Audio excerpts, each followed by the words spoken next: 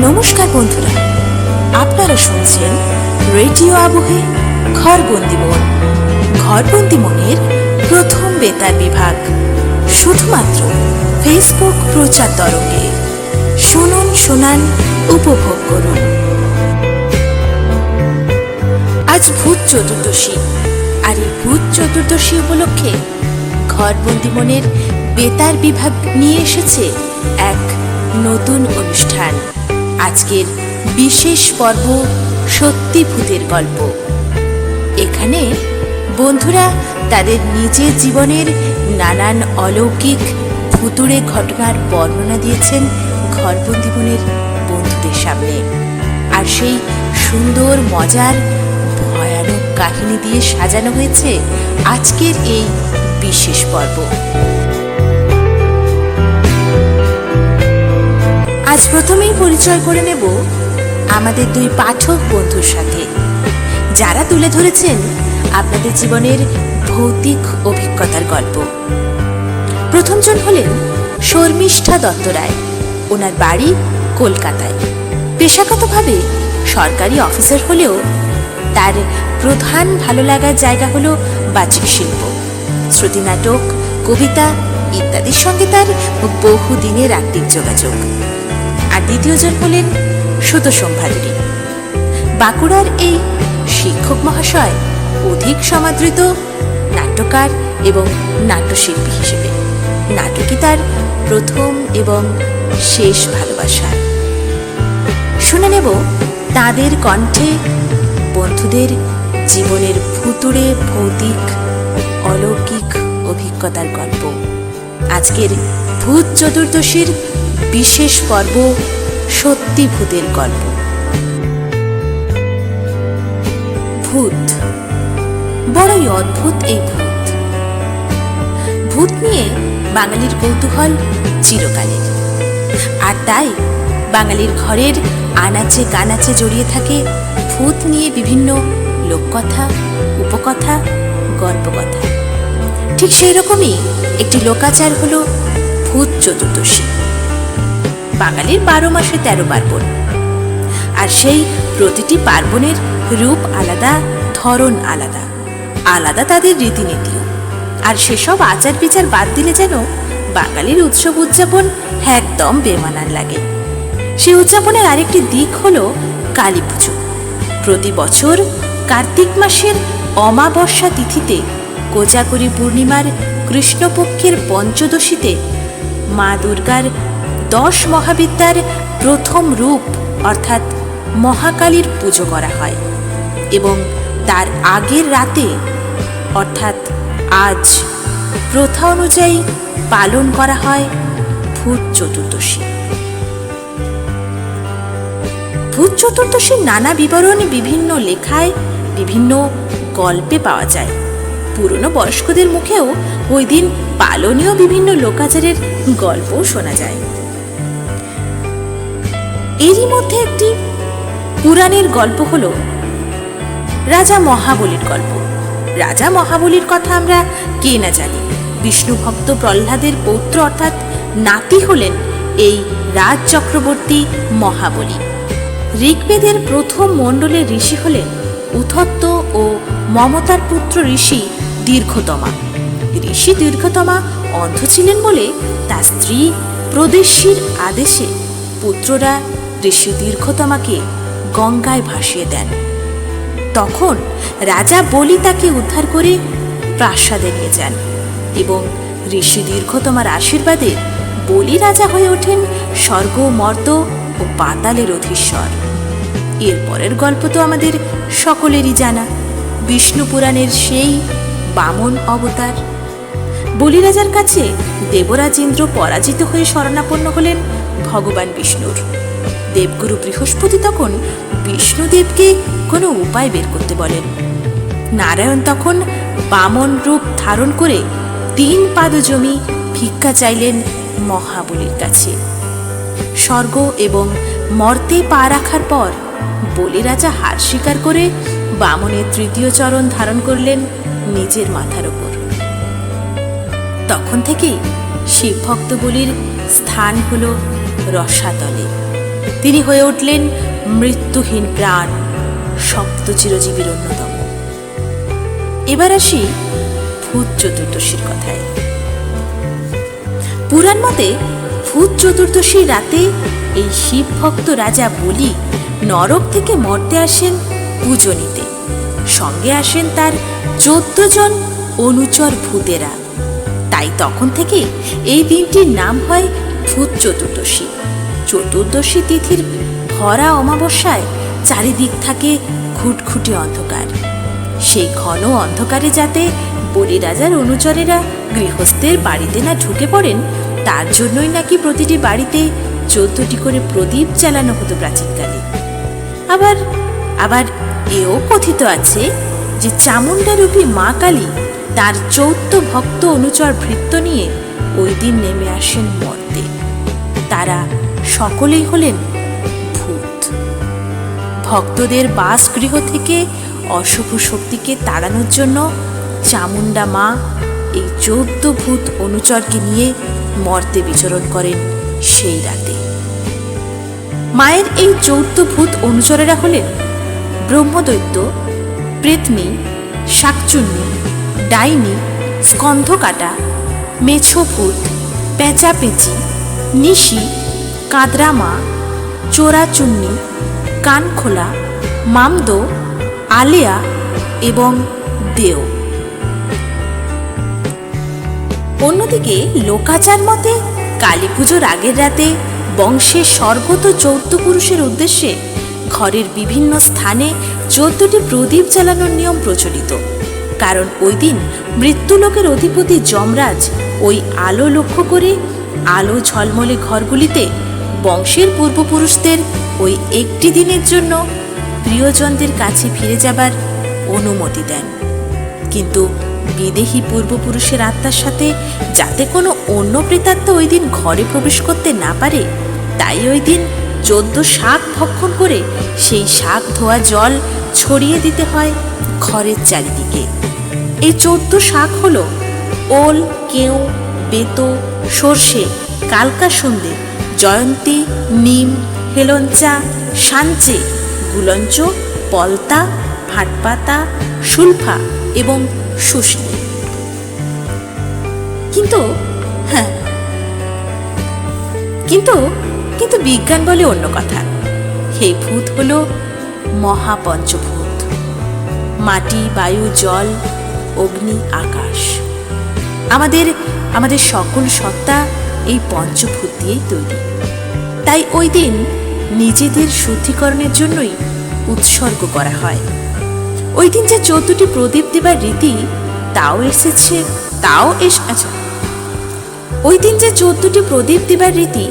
তাও এসেছে ওই পঞ্চভূতের অস্তিত্বকে মাথায় রেখে। মাটি দিয়ে তৈরি হয় প্রদীপের কায়া অর্থাৎ দেহ। জলে মিশে তা আকার নেয়, আগুনে তা জ্বলে ওঠে, হাওয়া থাকে দেয় আলোকময়তার আভাস এবং মহাশূন্যে জেগে ওঠে তার প্রাণশক্তি। আর ওই শাকভক্ষণ তাও শরীরকে নিরাপদে রাখে। ঋতু পরিবর্তনের এই সময়টায় শরীরের ওপর কিছু ধকল পড়ে, তার হাত থেকে সুরক্ষিত রাখতেই ওই 14 শাক ভক্ষণের রীতি প্রচলিত। 14 সংখ্যাটা এখানে নিতান্তই সাজুজ্যে আরোপিত। কৃষিভিত্তিক বাংলায় শীতের জন্য খাদ্য সঞ্চয়ের প্রথাও কিছুটা আমাদের ফিরিয়ে নিয়ে যায় বহু পুরনো মাটির কাছাকাছি ওই শাক খাবার মধ্য দিয়ে। সাথে চলে ঘরবাড়ি শুদ্ধ রাখা, আলো দিয়ে মনকে পবিত্র করে ঘর থেকে অশুভ চিন্তা, অশুভ শক্তি, সমস্ত বাধা বিঘ্ন দূর করা। এভাবেই বানানো শোনা নানা গল্পের মোড়কে বাঁধতে থাকে কার্তিক মাসের এই চতুর্দশী। দেখতে দেখতেই জাঁকিয়ে বসে শীত। বন্ধুরা, সকলকে আসন্ন দীপাবলির শুভেচ্ছা ও অভিনন্দন জানিয়ে আমরা চলে যাব আমাদের বন্ধুদের পাঠানো নিজের জীবনের ভৌতিক অভিজ্ঞতার সমাহার নিয়ে সত্যি ভূতের গল্প।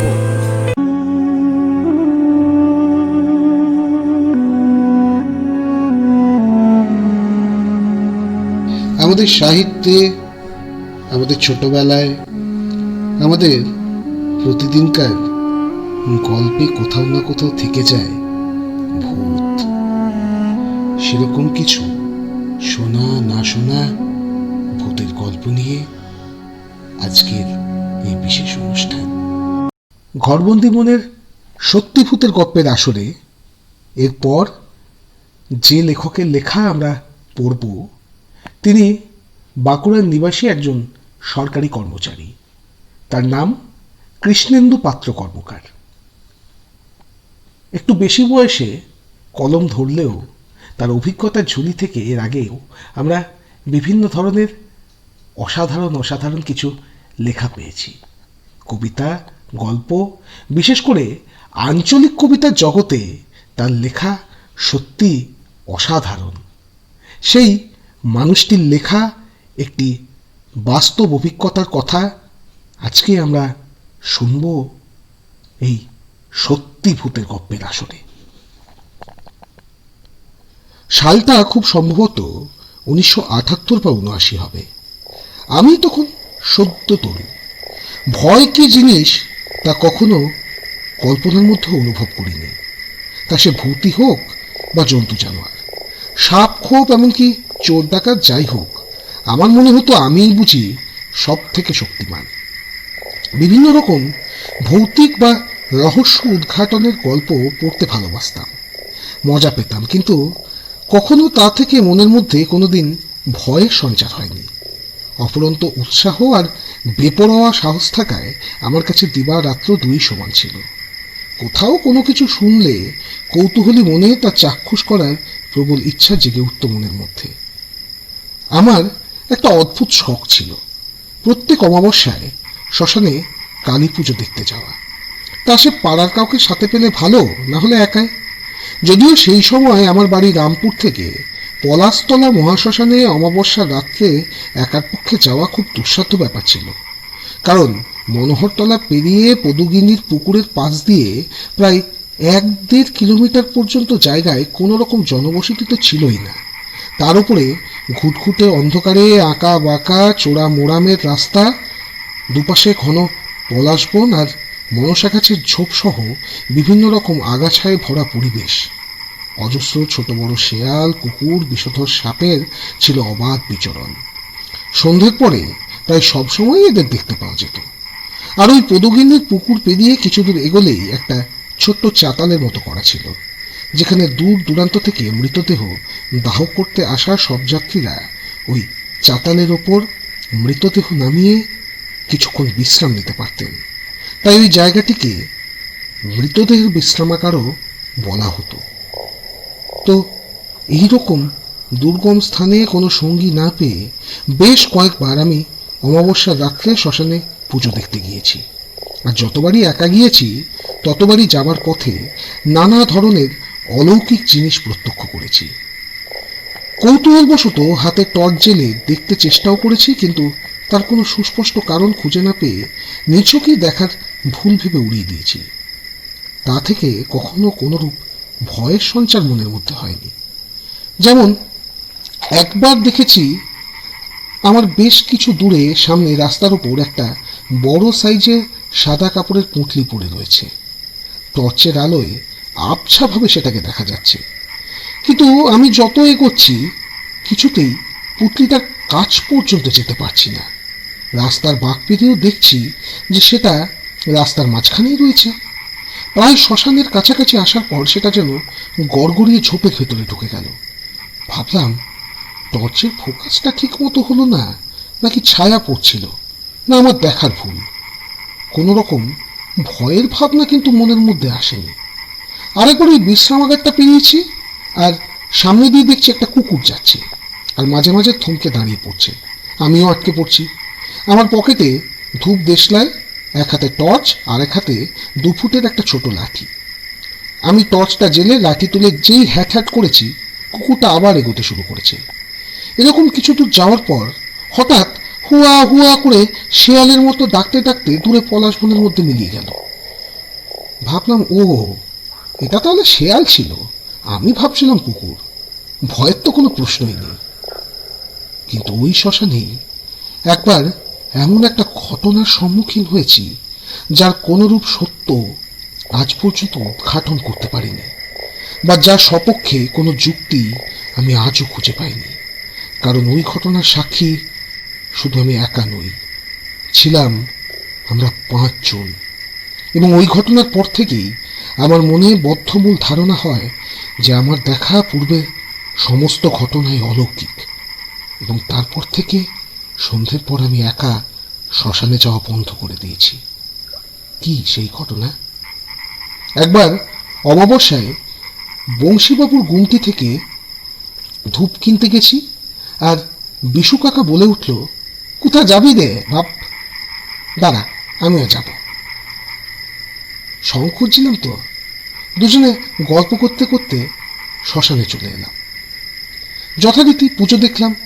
পুজোর শেষে 20-25 জন যারা এসেছিল একে একে সবাই বাড়ি যেতে শুরু করলো। হঠাৎ চোখ পড়ল শ্মশানের ধারে গন্ধেশ্বরী নদীর পাড়ে একটা বড় কদম গাছের নিচে 2-3 জন লোক ঘোরাঘুরি করছে।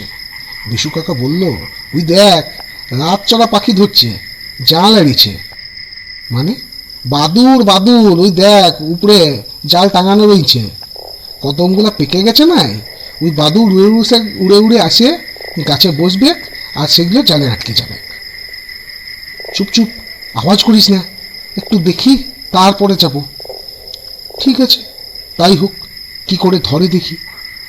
চুপ করে বসে আছি, মশা কামড়াচ্ছে, তাও কৌতূহলের শেষ নেই।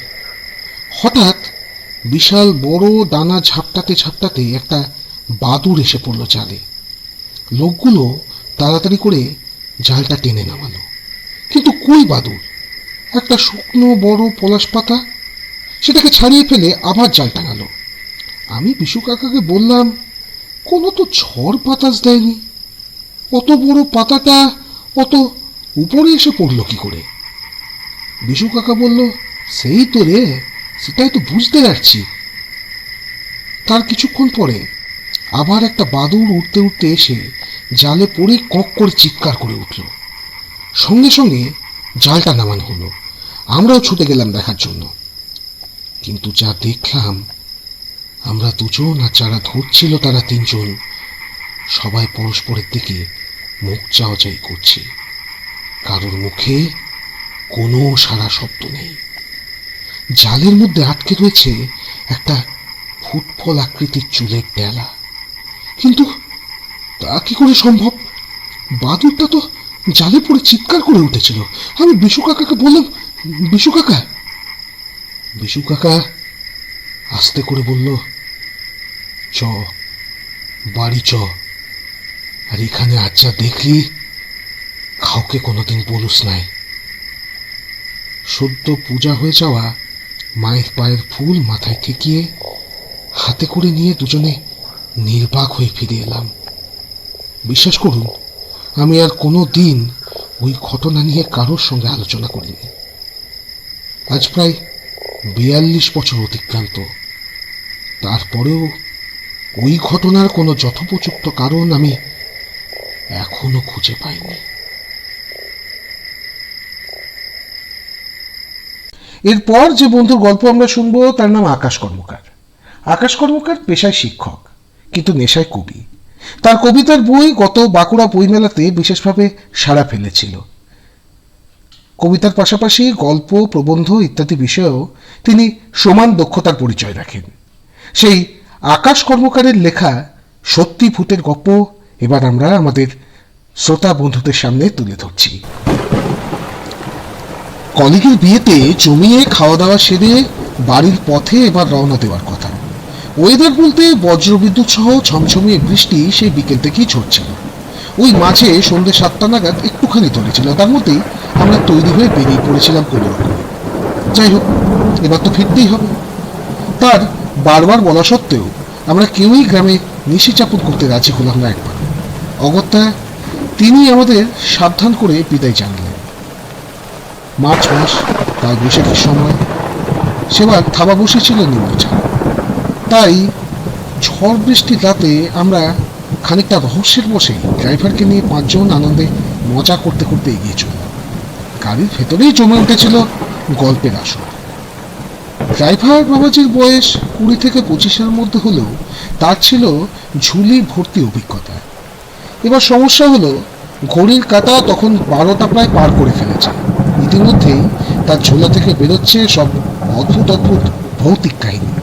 কখন, কোথায়, কিভাবে সে কোন ভূতে দেখা পেয়েছে তার ইতিহাস সে আমাদের রসিয়ে বসিয়ে শোনাতে ব্যস্ত হয়ে পড়েছে।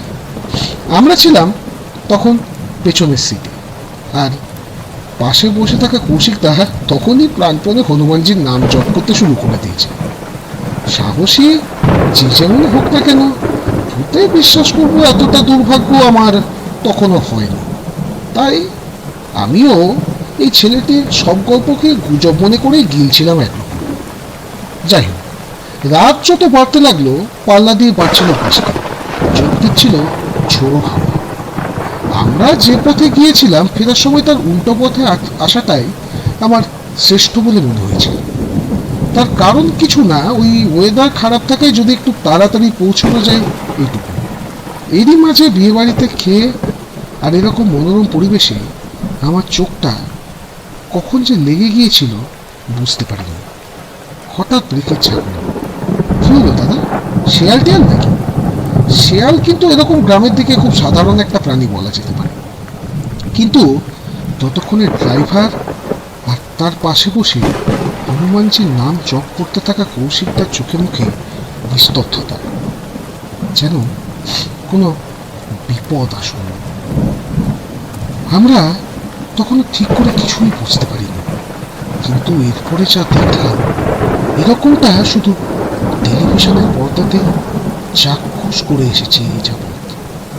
গাড়ির ডান দিকে একটু দূরে এক পুরনো বট গাছের নিচে দাঁড়িয়ে এক অশীতিপর বৃদ্ধা। তাকে দেখে আমরা 5 মুহূর্তে নির্বাক। বৃদ্ধার অবয়বটা ঠিক স্পষ্ট নয়, কিন্তু দেখে মনে হচ্ছে তিনি যেন মাটিতে ঠিক দাঁড়িয়ে নেই। আমাদের ড্রাইভার যে এতক্ষণ ধরে সাহসিকতার গল্প শোনাচ্ছিল সেসব এখন ইতিহাস হয়ে গেছে, আর আমাদের 5 জনের জীবনে হয়তো এটাই শেষ নিমন্ত্রণ। সায়েন্স, আর্টস, কমার্স মিলেমিশে তখন সবই ভৌতিক বিশ্বাস। কি করব, কিভাবে এগোবো, আদৌ এগোতে পারবো কিনা, সর্বোপরি এই অবস্থায় আমাদের দাঁড়িয়ে সাহায্য করার কথা ভাবা উচিত কিনা, এই সব কিছু ভাবনার সম্মিলিত উত্তর থাকা ছাড়া আর কিছুই পাওয়া গেল না। কিন্তু এখানে বেশিক্ষণ দাঁড়িয়ে থাকা যে ঠিক হবে না সেটা বুঝতেও এতটুকু দেরি হয়ে গেল। চারিপাশে কোথাও কোনো কিছু নেই। অনেক দূরে 2-4টে বন্ধ টালির ঘর, আর বাকিটা ধুধু জমি। এরকম পরিবেশে এরকম একটা মূর্তিকে দেখে সাহসিকতার পরিচয় দিতে চাওয়াটা খুব একটা বুদ্ধিমানের কাজ হবে না। অতঃপর অ্যাক্সিলারেটরে পা রেখে স্টিয়ারিং ঘুরিয়ে দ্রুত গতিতে বেরিয়ে যাও। এর বাইরে দ্বিতীয় কোনো ভাবনার আর অবকাশ ছিল না। যেমন ভাবা তেমনই কাজ। ড্রাইভার সহ আমরা সবাই শক্ত হয়ে একজন আরেকজনকে ধরে বসলাম, বর্তমানের ভূতকে অতিক্রম করে ভবিষ্যতের পথে পা বাড়ানোর চেষ্টায়। প্রায় 100-র বেশি গতিতে গাড়ি এগিয়ে নিয়ে যাওয়ার চেষ্টা হলো, কিন্তু যেই আমরা ওই বটগাছের সামনে এলাম অকস্মাৎই বৃদ্ধার মূর্তি সোজা আমাদের গাড়ির সামনে। হয় মারো নয় মরো। বেশ চোখের পলকে গাড়ি সোজা বেরিয়ে গেল। পেছনে কি হলো দেখার মতো সাহস বা অবস্থা কোনোটাই আমাদের ছিল না। যতক্ষণ না আমরা বাস রুটে এসে উঠলাম ততক্ষণ অবধি কোথাও থামবার কোনো প্রশ্নই ছিল না। মোড়ে আস্তে আস্তে ড্রাইভার বলল, একবার সামনেটা দেখলে হয় না? না মানে এবার তো মেন রোডে উঠেছি, যদি সামনের অংশ বেঁকে গিয়ে থাকে বা তাতে রক্ত লেগে থাকে তাহলে কেউ দেখে নিলে সমস্যা হতে পারে। আমাদেরও মনে হলো কথাটা তো ভুল নয়, বিপদ কাটলেও আতঙ্ক তো কাটেনি। তাই ধীরে সুস্থে নামলাম গাড়ি থেকে। কিন্তু এ কি, গাড়িতে তো কোথাও কিছু নেই। যে গতিতে ধাক্কা লেগেছিল তাতে মিনিমাম হেডলাইট তো ভাঙতে পারত, কিন্তু সেসব তো। তবে কি সত্যি আমরা কোনো অশরীরীর কবলে পড়েছিলাম? হাত পা আরো ঠান্ডা হয়ে আসা লাগে বাড়ি ফিরে যাওয়াটাই আমাদের শ্রেষ্ঠ বলে মনে হলো। গাড়িতে যেতে যেতে শুধু একটাই কথা মনে হচ্ছিল, যা দেখলাম তা কি সত্যি বাস্তব নাকি ভ্রম? একসাথে সবার কি ভ্রম হওয়া সম্ভব? উত্তর খুঁজতে পরে অন্য কোনো দিন হয়তো আসবো, তবে আজ আর না। কারণ যার উদ্দেশ্যে আসবো তিনি হয়তো আবার কোনো শিকারের উদ্দেশ্যে বট গাছের তলায় দাঁড়িয়ে আছেন।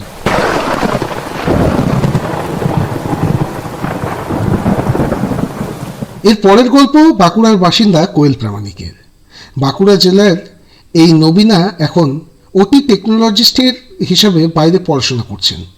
ছোট থেকেই নাচ আর রং তুলি নিয়ে ক্যানভাস রাঙানো এনার নেশা, আর তার ফাঁকে যখনই সুযোগ পান তখন কলম তুলে নেন কিছু লেখার জন্য।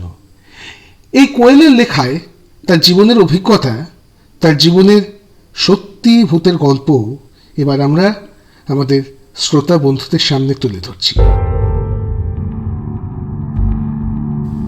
অমাবস্যার রাত, গ্রামের নিঝুম অন্ধকার, দু একটা ঝিঝি পোকার ডাক, দাদুর মুখ থেকে উচ্চারিত ধ্বনি, ছমছম ছমছম শব্দ করে সাদা শাড়ি পরে হেঁটে যায় গলা কাটা পেতনি। সেই গল্পটাকে কল্পনা করে ছোটবেলায় ভূত আছে এই ব্যাপারে বেশ বিশ্বাসী ছিল। ভয় পেলেও মামাবাড়ি গেলে বিভিন্ন ভূতদের সম্পর্কে দাদুর কাছে গল্প শোনাটা ছিল মাস্ট। কিন্তু বড় হওয়ার সাথে সাথে বিজ্ঞান নিয়ে পড়াশোনা করা এবং পরিশেষে একজন মেডিকেল ফিল্ডের স্টুডেন্ট হয়ে এই ভূত প্রেত এই বিষয়গুলো আমার কাছে ভীষণ অবাস্তব মনে হতো। ভাবতাম ছোটবেলায় দাদুর বলা ওই ভূত প্রেতের গল্পগুলো এত ভয় পেতাম, ওসব আবার আছে নাকি। এরই মধ্যে পড়াশোনার জন্য আমাকে বাইরে চলে আসতে হয়।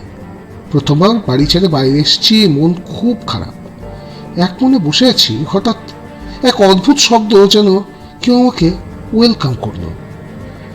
আমি পাশের রুমে আমার ক্লাসমেট সুতপাকে ডাকলাম। ওকে বলতেই ও বলল, ডোন্ট ওয়ারি। আমার মনে হলো এই পাশের বাড়ির কেউ। ওকে। পরের দিন আমার রুমে বসে বই পড়ছি, হঠাৎ আমার রুমের ছাদের ওপর অদ্ভুতভাবে কেউ লাফালাফি এবং নৃত্য করছে, অথচ ছাদের দরজায় তালা দেওয়া। ব্যাপারটা আমাকে বেশ ভাবালো। আমি আর সুতপা হাউস ওনারকে এই ব্যাপারটা বলা মাত্র উনি গ্রাহ্যই করলেন না। আমিও মনে মনে ভাবলাম, দূর, আমি তো এগুলো বিশ্বাসই করি না। এখানে এসে আমি কেমন যেন একটা চেঞ্জ হয়ে যাচ্ছি। মনে মনে জেদ করলাম, যেই শব্দগুলো করছে সে একবার সামনে আসুক, যেদিন আসবে সেদিন বিশ্বাস করবো, ব্যাস। তার আগে আর ভাববই না এই বিষয় নিয়ে। কিছুদিন পর আমার রুমমেট আমার রুমে এলো, বেশ ভালো মেয়ে সে। এইভাবে কদিন যায়। হঠাৎ একদিন রাত 1টা নাগাদ সুতপার ভয় জড়ানো কান্নার আওয়াজ। আমি আর আমার রুমমেট দৌড়ে গিয়ে দেখি ওর চোখ মুখ জুড়ে আতঙ্ক। ওর রুমের ছাদের ওপর থেকে হচ্ছে অদ্ভুত আওয়াজ। সেদিন সবাই প্রচণ্ডভাবে আতঙ্কিত হয়েছিলাম। যাই হোক, কিছুক্ষণ পরে এসব নিস্তব্ধ হয়ে গেল। আমরাও সব জল্পনার পর যে যার রুমে গেলাম। তখন প্রায় ভোর হয়ে গেছে। এইভাবে এই শব্দটা যেন রেগুলার লাইফের পার্ট হয়ে গেল। সানডে সাসপেন্সের মতো রাত্রি 1টা-2টোর সময় সেই অদ্ভুত শব্দ। সব মিলিয়ে ভূত আছে ব্যাপারটা আমি বিশ্বাস করেই ফেললাম। একদিন কলেজ থেকে ফিরছি, সিঁড়ি দিয়ে উঠছি, হঠাৎ রুমে যাওয়ার সময় একটা ছায়া দেখলাম, অথচ উপরের রুমে কেউ ছিল না। সিঁড়ির লাইটটা জ্বালাতেই ছায়াটা অদৃশ্য হয়ে গেল। কিছুক্ষণ পর এবার ছায়াটা সামনের দেওয়ালে স্পষ্ট, বোঝা গেল একটা মেয়ের ছায়া, আমাদেরই বয়সী। কিন্তু বেশ কিছুক্ষণ স্তব্ধ হয়ে ছায়াটা আবার অদৃশ্য হয়ে গেল। প্রথমবার ছায়াটা দেখার পর আমি কিছুক্ষণের জন্য শকড হয়ে পড়েছিলাম। আমার রুমমেট সুতপা ডিউটি থেকে ফিরতেই ওদেরকে বললাম ঘটনাটা। ওরা শুনে অবাক হয়ে বলল, তাহলে তোকে এই ঘরের ঘটনাটা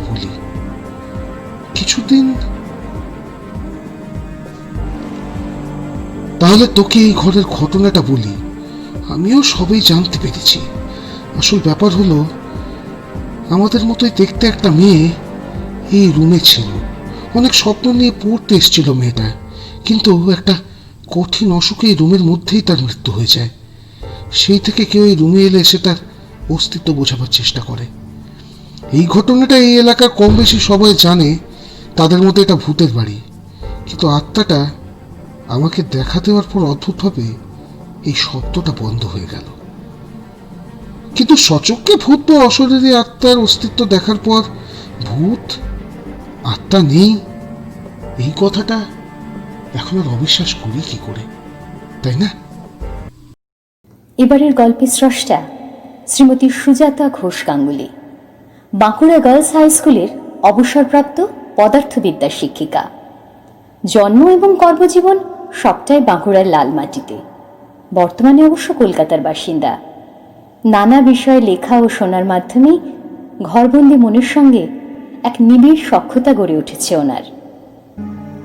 জানি না সেই বছর 20 বয়সী ছেলেটি ভূত ছিল কিনা, শুধু একটা কথাই বলতে পারি, এটা আমার জীবনের একটি সত্য ঘটনা, একেবারে 100% সত্যি। আমি তখন একান্তই শিশু।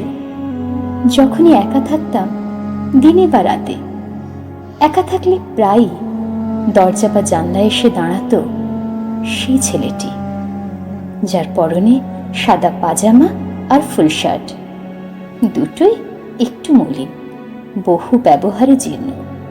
তার মাথার চুলগুলি খোঁচা খোঁচা, চোখের দৃষ্টি তীক্ষ্ণ। শেষে দাঁড়িয়ে হাত তুলে আমাকে ডাকতো, আর আমি খুব ভয় পেয়ে চিৎকার করে উঠতাম। সঙ্গে সঙ্গে দৌড়ে আসতো বাড়ির কেউ। ব্যাস, কেউ এলেই অদৃশ্য হয়ে যেত ছেলেটি। তারপরও কিছুক্ষণ আমি ভয়ে সিঁটিয়ে থাকতাম, তারপর ধীরে ধীরে স্বাভাবিক হতাম। এইভাবেই দিন চলছিল। মা বাবা ডাক্তারের সঙ্গে এই নিয়ে কথা বলেছেন। অবশেষে মা একদিন বড় কালীবাড়ির পুরোহিত মশাইয়ের কাছ থেকে আমার জন্য একটি তাবিজ করিয়ে আনলেন। আমার ডান হাতের ওপর দিকে সেটি লাল সুতো দিয়ে বেঁধে দিলেন, আর বললেন যে এবার ওই লোকটি আর আমার কাছে আসবে না। কয়েকদিন পর এক সন্ধেবেলায় আমি আর দিদিভাই একই ঘরে পড়তে বসেছি। মাও সেই ঘরে রয়েছেন সেলাই নিয়ে। কিছুক্ষণ পরে মা চলে গেলেন রান্নাঘরে, আর একটু পরে দিদিও গেছে পাশের ঘরে একটি বই আনতে। তখন সেই ছেলেটি এসে দাঁড়ালো দরজার সামনে। তাকে দেখে আমার মনে হলো, মা তো বলেছে ছেলেটি আর আসবে না। তবে কি আমার হাতে তাবিজটি নেই? এই ভেবে হাতের দিকে তাকিয়ে দেখলাম, না, যথাস্থানে তাবিজ আছে। আবার তাকালাম ওই ছেলেটির দিকে, দেখি তার চোখও আমার হাতের ওই তাবিজটির প্রতি। এরপর সে কিন্তু হাত তুলে আমায় আর ডাকলো না, চলে গেল দরজা পেরিয়ে। দিদিভাই ফিরে আসতেই বললাম ছেলেটির কথা। সেদিন কিন্তু আমি ভয় চিৎকার করিনি। রান্নাঘরের কাজ সেরে মাও ফিরে এসে সবটা শুনলেন। ব্যাস, তারপর সে আমার দরজা বা জানলার সামনে এসে দাঁড়ায়নি আর কোনোদিন। এরপর ওই ছেলেটিকে আর একবার চাক্ষুষ পেয়েছি, যখন আমি একাদশ শ্রেণীতে মাচানতলা বাস স্ট্যান্ডের পাশ দিয়ে যাবার সময় হঠাৎ দেখি একটি ছেলে খুব মনোযোগ দিয়ে আমাকে দেখছে। হঠাৎ মনে পড়ল, এই তো সেই ছোটবেলায় দেখা ছেলেটি। আর একবার ভালো করে দেখবো বলে ভাবতে ভাবতেই দেখলাম ছেলেটি একটি জ্বলন্ত বাসে উঠে পড়ল। জানি না শৈশবে যাকে দেখতাম সে কে ছিল, কেনই বা তাকে দেখে ভয় পেতাম। সে কি পূর্বজন্মের কেউ? কেনই বা এসে হাত তুলে ডাকতো? একা থাকলে সে সামনে আসতো, কেউ এলেই হয়ে যেত অদৃশ্য। কোন অশরীরী? বড় হয়ে যাকে দেখলাম একদিন, সে তো অশরীরী নয়। সেই ছেলেটি আমার দিকেই তাকিয়েছিল কেন? সেও কি আমার মতো কাউকে দেখতে পেত? তাই কি এত মন দিয়ে দেখছিল আমাকে? জানি না রহস্য কি। সে কি তবে ভূত? জানি না, তাও এক চির রহস্যে মোড়া এই ছেলেটি। এরকম অনেক অলৌকিক ভুতুড়ে অভিজ্ঞতা আমাদের আনাচে কানাচে আশেপাশে বিভিন্ন সময়ে আছে। যদিও ব্যক্তিগতভাবে আমি ভূতে কোনোদিনই বিশ্বাস করি না, তবে দাদু ঠাকুমার মুখে, মা বাবার মুখে এরকম টুকটাক গল্প শুনতে মন্দ লাগতো না। আসলে ভূত ব্যাপারটা বাঙালিদের কাছে যতটা না অলৌকিক বা ভৌতিক, তার থেকে বেশি আনন্দ, মজা, নস্টালজিয়া। এই নস্টালজিয়ার ভালোবাসার জায়গাটাকে এগিয়ে নিয়ে যেতে আমরা এবার আসি আমাদের পরের গল্পে। আমাদের পরের গল্পটা শোনাচ্ছে একজন ছাত্র। তার নাম সন্দীপ দে। পড়াশোনার পাশাপাশি সে টিউশন পড়ায়, সাংস্কৃতিক কর্মকাণ্ডে যুক্ত থাকার চেষ্টা করে, লেখালেখি আবৃত্তি খুবই ভালোবাসে। ঘরবন্দি মনের নিয়মিত লেখক এবং পাঠক আমাদের এই সন্দীপ। মনের ভাব মুখ ফুটে বলার চেয়ে লিখে প্রকাশ করাটাই বেশি পছন্দ করে, তাই যখন যা মন হয় সেটা লিখে ফেলে। আসলে সে বিশ্বাস করে ভাষা না পাওয়া অনেক সুপ্ত অনুভূতির বাহ্যিক প্রকাশ হলো তার লেখালেখি। সেই সন্দীপের কলমে এরপর শুনে নেব তার শোনা একটি ভৌতিক অভিজ্ঞতার কথা। ঘটনাটা ঘটেছিল আমার দাদুর সাথে। তখন সদ্য দাদুর বিয়ে হয়েছে, অর্থাৎ 60-এর দশক। দাদুর শ্বশুরবাড়ি ছিল আমাদের বাড়ি থেকে প্রায় 8 কিলোমিটার দূরে দুয়ারিপুর নামে একটি গ্রামে। ছিল হাঁটা পথ। তখন সাইকেলের চাহিদাও তেমন একটা ছিল না। গ্রামটি ছিল খুবই সাধারণ। কোনো বাজার ছিল না, এমনকি কোনো চা দোকানও ছিল না তখন। অগত্যা সবাই বাজার যেত প্রায় 1.5 কিলোমিটার দূরে। বিয়ের পরে দাদু গিয়েছিলেন শ্বশুরবাড়ি। দাদুর কোনো শ্যালক না থাকায় দাদু একদিন একাই বিকেলে হাঁটতে হাঁটতে বাজারে গিয়েছিলেন। বাজারে কিছুক্ষণ কাটানোর পর যখন বাড়ি আসার কথা ভাবছেন, তখন হঠাৎ বাদ সাধল বৃষ্টি। কোথা থেকে যে হঠাৎ করে মেঘ এসে প্রচণ্ড বৃষ্টি শুরু হলো কে জানে। তখন ইলেকট্রিকের কোনো বালাই ছিল না, আলো বলতে ছিল মোমবাতি। অবশ্য সেই মোমবাতির আলোতেই গোটা বাজারটা পরিষ্কার দেখা যেত তখন। বেশ কিছুক্ষণ পরে যখন বৃষ্টি থামলো, তখন অনেকটাই হয়তো রাত্রি হয়ে গেছে। ঘড়ির কাঁটায় সময় হয়তো খুব বেশি নয়, কিন্তু তখন খুব সন্ধেবেলাতেই সবাই শুয়ে পড়ত। অতঃপর দাদু বাড়ির উদ্দেশ্যে রওনা দিলেন। দাদুর কাছে কোনো আলো বা টর্চ কিছুই ছিল না। এসেছিলেন বিকেলে, এতটা রাত্রি হবার তো কথাই ছিল না। দাদু রাস্তায় বেরিয়ে দেখল বৃষ্টি হওয়ার পর আকাশটা পরিষ্কার হয়ে গেছে এবং সেই আলোতে মোটামুটি রাস্তাটা দেখা যাচ্ছে। ওই রাস্তাতেই ছিল একটা শ্মশান, যা ছিল দাদুর অজানা। আর শ্মশানটি ছিল বাড়ি থেকে বাজারের রাস্তায় প্রায় মাঝামাঝি জায়গায়। জায়গাটা এমনিতেই নির্জন। সেদিন তো আবার রাত্রি হয়ে গেছে। দাদু নিজের মতো আসছেন 7-5 ভাবতে ভাবতে। হঠাৎ অনুভব করলেন অন্ধকারটা যেন ঘন হয়ে গেল অনেক, আর কিছুই দেখা যাচ্ছে না। রাস্তাটাও ঠিক মতো বোঝা যাচ্ছে না। দাদুর গা ছমছম করতে শুরু করেছে। পিছনের বাজারটাও আস্তে আস্তে কেমন যেন মিলিয়ে গেছে। ভয়ে দাদুর হাড় হিম হয়ে গেছে। মনে মনে ভাবছেন আর হয়তো বাড়ি ফেলাই হলো না। ওভাবেই ওখানে দাঁড়িয়ে যখন ভয়ে ভয়ে ঠাকুর দেবতা স্মরণ করছেন, হঠাৎ কেউ যেন বলে উঠল, কোথায় যাবেন? দুয়ারিপুর। দাদু ভয়ে ভয়ে বললেন, বাজার গিয়েছিলেন নাকি? হ্যাঁ, কিন্তু আপনি কে? আপনি এখানে নতুন এসেছেন নাকি? আগে হ্যাঁ, এখানে আমার শ্বশুর বাড়ি। তাহলে মশাই আমাকে চিনি আর কাজ নেই। বাড়ি যাবেন কি করে? লাইট এনেছেন? বিকেলে এসেছিলাম তো, তাই আনা হয়নি। আচ্ছা ঠিক আছে, আমি দাঁড়িয়ে আছি, আপনি নিশ্চিন্তে বাড়ি যান। আমি থাকতে আপনার আর কোনো ভয় নেই। দাদু লোকটিকে দেখতে পাননি ঠিকই, কিন্তু দেখলেন লোকটা একটা আলো চালালেন আর বললেন, নির্ভয় যান, আমি আছি। সে ছিল এক অদ্ভুত আলো। দাদু সেই আলোর আভা বাড়ি পর্যন্ত দেখতে পেলেন।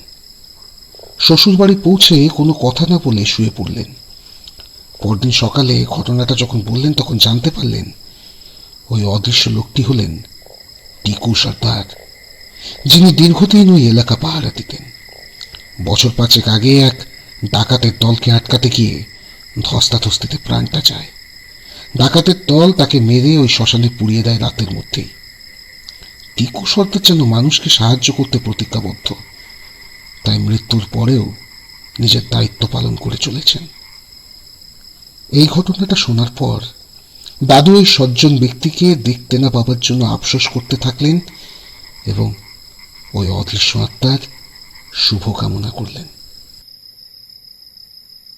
শুনলাম সন্দীপের লেখা তার দাদুর অভিজ্ঞতার কথা। গাটা একটু ছমছম করে উঠেছিল, তাই না? এরপর আমরা যে বন্ধুর গল্প শুনবো তার নাম পল্লবী মিশ্র। বাঁকুড়ার বাসিন্দা, বর্তমানে শিক্ষকতা পেশার সঙ্গে যুক্ত। ভূতের গল্প তার ভীষণ পছন্দের। ছোট থেকেই বহু ভূতের গল্প গোগ্রাসে গিলে অভ্যস্ত। ঘরবন্দি মনকে তিনি বিশেষভাবে ধন্যবাদ জানিয়েছেন যে তার জীবনে ঘটে যাওয়া একটা অলৌকিক ঘটনাকে আমাদের সামনে তুলে ধরার সুযোগ করে দেওয়ার জন্য। যাই হোক, এরপরে আমরা যে গল্পটা পড়ব সেটা পল্লবীর জীবনের সত্যি ভূতের গল্প। এটা আমার জীবনে ঘটা নিজস্ব ঘটনা, যদিও ভৌতিক কিনা জানি না, তবে স্বাভাবিক ঘটনা নয়। বাবার কর্মসূত্রে আমার ছোটবেলাটা কেটেছে পুরুলিয়াতে। ভীষণ আনন্দ আর মজাতে কাটতো দিনগুলো। তখনকার সময় পাশাপাশি সকলের বাড়িতেই ছিল অবাধ যাতায়াত। সেরকমই এক পিসির বাড়িতে প্রায় দিনই সান্ধ্য আড্ডা বসত। আমরাও বিকেল বিকেল পড়াশোনার পাট চুকিয়ে আড্ডায় মেতে যেতাম। বাড়ির ছোটরা সব এক জায়গায় আর বড়রা অন্য একদিকে গল্পে মেতে উঠত। সেই রকমই এক সন্ধ্যাবেলায় ওই পিসির বাড়ির ছাদে আমরা ছোটরা সবাই প্রায় 6-7 জন মিলে বসে গল্প করছি। সেই ছোটদের দলে আমিই ছিলাম সব থেকে ছোট, বাকিরা একটু বড় বড়, কেউ ক্লাস 6, কেউ ক্লাস 7। গল্প করতে করতে হঠাৎ মনে হলো কেউ যেন ছাদের কার্নিশের কাছে আছে। সবাই একসাথে দেখলাম একজন লুঙ্গি পরা লোক, নীল সাদা ডোরাকাটা লুঙ্গি আর মুখে দাড়ি, খালি গা, মাথায় একটা টুপি, কার্নিশ থেকে সোজা নিচে ঝাঁপ মারল। সবাই একসঙ্গে চিৎকার করলাম। বড়রা ছুটে এলো, কিন্তু কেউ কোথাও নেই। নিচে কাউকে দেখতেও পাইনি আমরা। ওদের বাড়িটা দোতলা, সেখান থেকে কোনো লোক নিচে ঝাঁপ দিলে অত সহজে পালাতে পারবে না। বাড়ির বড়রা বলল আমরা ভুল দেখেছি, কিন্তু তখনও আমাদের চোখের সামনে লোকটার ছবি ভাসছে। সেই থেকে আর ওদের বাড়ির ছাদে আমি একা কখনো যাইনি। আপনাদের কি মনে হয় যে আমরা সবাই একসাথে ভুল দেখলাম, নাকি অন্য কিছু? আপনাদের উত্তরের অপেক্ষায় রইলাম। এবারের গল্পের স্রষ্টা চৈতালি মুখোপাধ্যায়, বর্তমানে নাগপুরের বাসিন্দা। সংসার সামলানোর পাশাপাশি কবিতা আবৃত্তি, লেখালেখি সহ বিভিন্ন সংস্কৃতি চর্চা তার ভালো লাগার বিষয়। আজ ওনার কলমে তার জীবনের সত্যি ভূতের গল্প। তখন আমি কলেজে পড়ি। আমার প্রিয় বান্ধবী বেশ অসুস্থ অনেক দিন ধরে, ব্রেন টিউমার, বারবার ভেলোরে যাতায়াত, 2বার অপারেশন হয়ে গেছে, প্রায় হসপিটালে ভর্তি করতে হয়, মাথা ঘুরে পড়ে যায়। তা সে যাই হোক, বাড়ির লোকরা এমনকি পাড়া প্রতিবেশীরাও ক্লান্ত সেবা করে করে হাসপাতালে রাতে পাহারা দেওয়ার লোকও পাওয়া ভার হয়ে উঠছে দিন দিন। আমি নিজের পড়াশোনা আর যাবতীয় কাজকর্ম চালিয়ে প্রায় তাই চেষ্টা করতাম ওকে খানিকটা সময় দেবার। বাড়ির লোকেদের তাতে কিছুটা আপত্তি থাকলেও সেটা ঠিক ম্যানেজ করে নিতাম। সে যাই হোক, এরকমই একদিন হাসপাতালে রাতে থাকার কোনো লোক পাওয়া গেল না, তাই আমি চলে গেলাম। সামনে পরীক্ষা, তাই বই খাতা সাথে নিয়ে। ইচ্ছে বান্ধবী ঘুমিয়ে গেলে একটু পড়ে নেব। হাসপাতালে প্রায় যাওয়ার জন্য নার্স ডাক্তার সবাই মোটামুটি পরিচিত হয়ে গিয়েছিলেন এবং আমাদের বন্ধুত্বটাকে ওনারা যথেষ্ট সুনজরে দেখতেন। যাই হোক, হাসপাতালে এলাম প্রায় সন্ধ্যে 7টা নাগাদ। বেশ কিছুক্ষণ দুই বন্ধুতে গল্প গান করার পর খাওয়া দাওয়া শেষ হলে ওষুধ খেয়ে আমার বন্ধু নেতিয়ে ঘুমিয়ে পড়ল। হাসপাতালের নির্জন ঘর, পাশে আরেকটি খালি বেড। আমি তার উপর বসে নিজের বই খাতা খুলে বসলাম। মাঝে মাঝে সিস্টার দিদিরা এসে দেখে যাচ্ছিল আর মুচকি মুচকি হেসে আমাকে আশ্বাস দিয়ে ইশারা করে পড়তে বলে যাচ্ছিল। ধীরে ধীরে রাত যত গভীর হতে থাকলো, হাসপাতালের নির্জনতাও তত বাড়তে লাগলো। রাত 11টা। হঠাৎ দেখি হুড়মুড় করে স্ট্রেচারের শায়িত এক মহিলাকে নিয়ে ওয়ার্ড বয়রা ঢুকে এলো। আমি তাড়াতাড়ি বেড থেকে নেমে গেলাম। ওরা ধরাধরি করে ওনাকে ওখানে শুইয়ে দিল। ভদ্রমহিলা একেবারে ফ্যাকাশে সাদা চেহারা, হাতে শাঁখা পলা আর কপালে সিঁদুরের হালকা ছোপ, ভীষণ শুকনো মুখটা। যাই হোক, আমি বন্ধুর পাশের ছোট্ট স্টুলটাতে বসে পড়লাম। ওদের প্রায় সাথে সাথে ডাক্তারবাবু আর সিস্টার এলেন। ওনাদের পরীক্ষা নিরীক্ষা শেষ হওয়ার পর স্যালাইন লাগানো হলো ভদ্রমহিলাকে। আমি নীরব দর্শক। বন্ধু ইঞ্জেকশন ও ওষুধের ঘোরে অচেতন ঘুমে। ডাক্তারবাবু আমাকে চিনতেন, বললেন, তুমি পাশে সিস্টার রুমে গিয়ে পড়ো। আমি রাজি ছিলাম না। বন্ধুকে পাহারা দিতে এসেছি, ওর যদি কোনো দরকার হয়। যাই হোক, ওনাদের কথা ফেলতে পারলাম না। আর এটাও বুঝলাম ওনারা আমাকে ওখান থেকে সরাতে চাইছেন। চলে এলাম পাশে সিস্টার রুমে বইপত্র নিয়ে। ঘন্টাখানেক হয়েছে, হঠাৎ দেখি দরজার কাছে কথার আওয়াজ। মনে হলো আমার বন্ধুর। উঠে বেরিয়ে দেখি ঠিক তাই, ও আমাকে খুঁজে না পেয়ে বেড থেকে উঠে বেরিয়ে এসেছে পাগলের মতো। সিস্টার ওকে ধরে ভেতরে নিয়ে যাওয়ার চেষ্টা করছে আর বলছে আমি পাশেই আছি। আমি গিয়ে ওকে জড়িয়ে ধরলাম, বিছানায় শুয়ে পুরোটা বললাম। তারপর সিস্টারকে বললাম আমি বাকি রাতটুকু ওর পাশেই থাকবো। স্টুলে বসে বসে বন্ধুর মাথায় হাত বুলাতে লাগলাম। আবার ঘুমিয়ে পড়ল পরম ভরসাতে। রাত প্রায় 2টো। সিস্টার এলো, ওই মহিলাকে দেখে চলে গেল।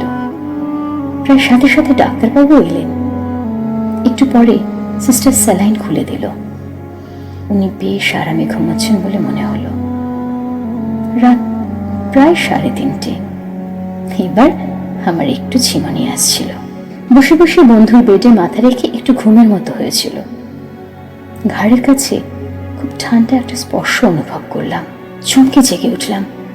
কই, কেউ কোথাও নেই তো।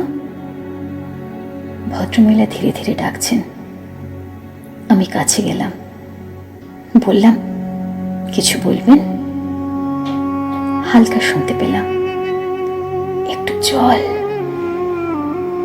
কি করব বুঝতে পারছিলাম না। আমার বোতলে জল ছিল, গ্লাসে ঢেলে চামচে করে মুখে দিলাম। উনি পরম তৃপ্তিতে খেলেন আর তারপর আরামে চোখ বুঝলেন।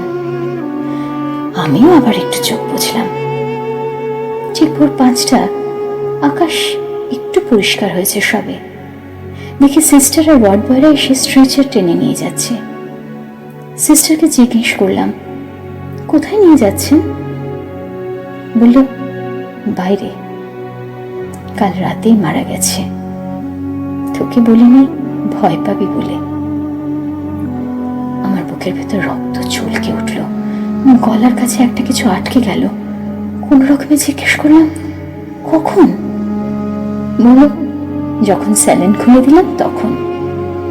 আমার মুখ দিয়ে বেরিয়ে এলো না। না কিরে? সিস্টার বললেন দেখলি না তখন ডাক্তারবাবু এলেন, দেখে তখনই তো ডিক্লেয়ার করলেন। শুধু তোর জন্য চুপ ছিলাম আমরা। এবার সকাল হয়ে গেছে, আর ভয় পাবার কিছু নেই, বাড়ি চলে যা। আমি আর কিছু বলার অবস্থায় ছিলাম না, ধপ করে বসে পড়লাম আর ভাবতে লাগলাম, তাহলে আমার কাছে ভোরবেলা জল খেলো কি? গ্লাসটা তো অর্ধেক জল ভর্তি, এখনো রাখা।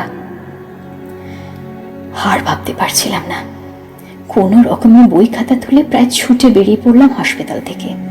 তারপর বাড়ি পৌঁছে স্নান সেরে ঢাকা নিয়ে পড়ে রইলাম প্রায় 2 দিন। কাউকে কিছু বললাম না, কিন্তু বারবার যেন ঘাড়ের কাছে সেই ঠান্ডা স্পর্শটা অনুভব করতে লাগলাম। আজও প্রশ্নটার উত্তর পাইনি। সত্যি সত্যি যে মানুষটা রাত 2টোতে মারা গিয়েছিল, সে 3:30তে আমার কাছে জল খেলো কি করে?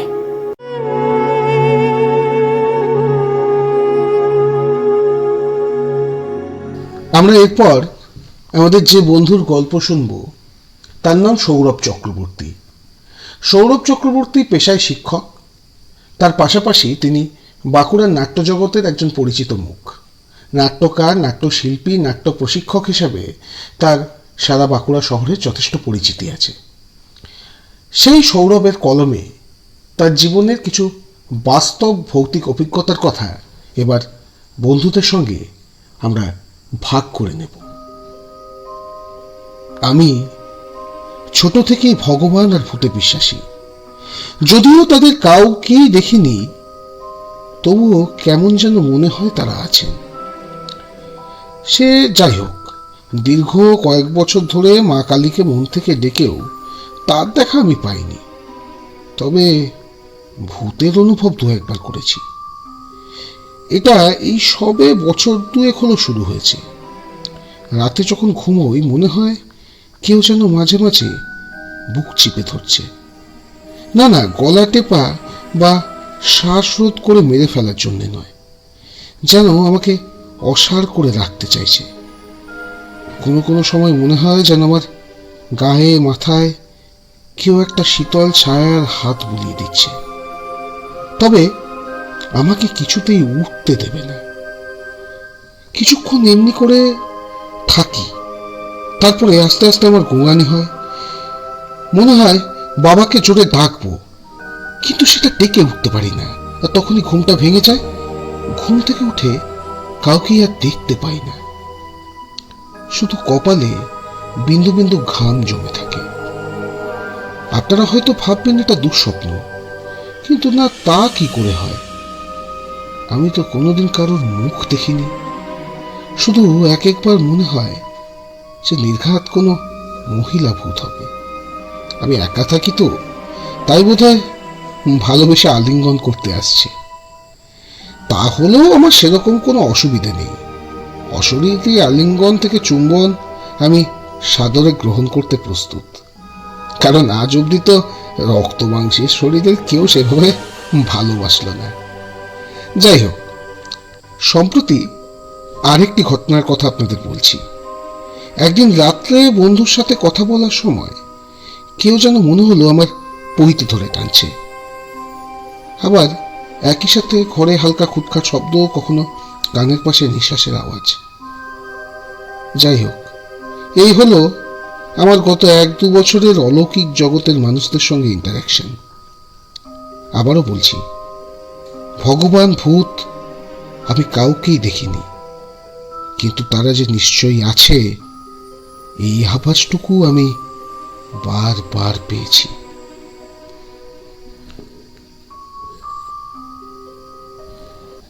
যে লেখিকার গল্পে এবার আসছি তার নাম শুভ স্বপ্না মুখোপাধ্যায়। থাকেন হাওড়া শিবপুরে। আদি নিবাস দুমকা জেলার এক ঐতিহাসিক প্রসিদ্ধ গ্রাম মৌলুটিতে। তিনি বেথুন কলেজের হিন্দি সাহিত্যের চূড়ান্ত বর্ষের ছাত্রী। কলকাতার নেহেরু চিলড্রেন্স মিউজিয়ামে আবৃত্তি বিভাগের 5ম বর্ষের ছাত্রী। আবৃত্তি চর্চা, শ্রুতি নাটক সহ লেখালেখি এনার ভালোবাসার বিষয়।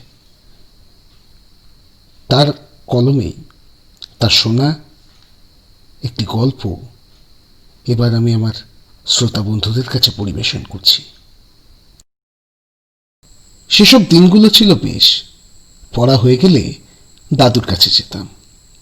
আমার দাদু ঈশ্বর সন্ন্যাসীচরণ মুখোপাধ্যায় ছিলেন একজন দক্ষ শিক্ষক। পড়াতে ভালোবাসতেন যেমন, তেমনি পড়ার নেশাও ছিল খুব, আর তেমনই সুন্দর করে গল্প পড়তে পারতেন। দাদু বাবু হয়ে বসত, আমি দাদুর কোলে মাথা দিয়ে শুয়ে আবদার করে বলতাম, দাদু গল্প বলো। দাদু তখন মাথায় হাত বোলাতে বোলাতে গল্প শুরু করতেন। গল্পের তালিকায় আমার বিশেষ প্রিয় ছিল ভূতের গল্প। তাদের মধ্যে অর্ধেক গল্প হলেও সত্যি ছিল। সেগুলোর থেকেই একটা আজকে শোনাই, চলো। সেকালে ঘড়ি জিনিসটা শহুরে জীবনের একাংশ হয়ে উঠলেও গ্রামে গঞ্জে তেমন পরিচিতি লাভ করে ওঠেনি। সূর্যের গতিধারায় সেখানে জানাতো সময়ের হিসেব। এমন এক সময়ের কথা, সালটা 1969। আমার বাবা তখন 2 বছরের বাচ্চা। তারা তখন থাকতো ঝাড়খণ্ডের দুমকা জেলার মলুটি গ্রামে। সেই বাচ্চাকে নিয়ে সদরে ডাক্তার দেখাতে নিয়ে যাবে তার মা আর বাবা। খুব ভোরে না বেরোলে ফিরতে বেলা হয়ে যাবে। সেই মতো রওনা হলো তারা। অনেক দূর এগিয়ে আসার পর তারা বুঝল জ্যোৎস্নার আলোকে ভুল করে ভোর ভেবে বেরিয়ে এসেছে তারা। এখন আর উপায় নেই।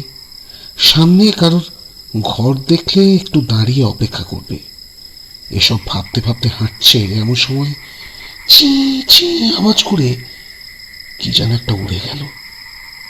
তারপর ঝুপ করে একটা কিছু মাটিতে পড়লো, অথচ কিছু দেখা গেল না। মুহূর্তেই কেউ যেন হুশ করে বেরিয়ে গেল, কিন্তু কাউকে তো কোথাও দেখা যাচ্ছে না। তারপর আবার গুনগুন করে গান গাওয়ার শব্দ। ঠাকুমা বুকের কাছে জড়িয়ে ধরল বাবাকে। বাবা দুর্গা নাম জপতে শুরু করলো। এসবের মধ্যে এক প্রকার দৌড় লাগালেন তারা। বেশ খানিকটা পথ আসার পর একটা ঘর দেখে প্রাণ বাঁচানোর দায়ে কড়া নাড়লেন। ঘরের কর্তাগিন্নি তাদের শান্ত হতে জল খেতে দিল। তারপর বলল, আপনারা বোধহয় মুখাগ্নিতলা থেকে এসেছেন, তাই ওসব। যাকে আপাতত আমার দায় বসে বিশ্রাম নিন, আলো ফুটলে তারপর না হয় আসবেন কি। পড়লাম শুভ স্বপ্নের লেখা তার দাদুর এক বাস্তব অভিজ্ঞতার কথা।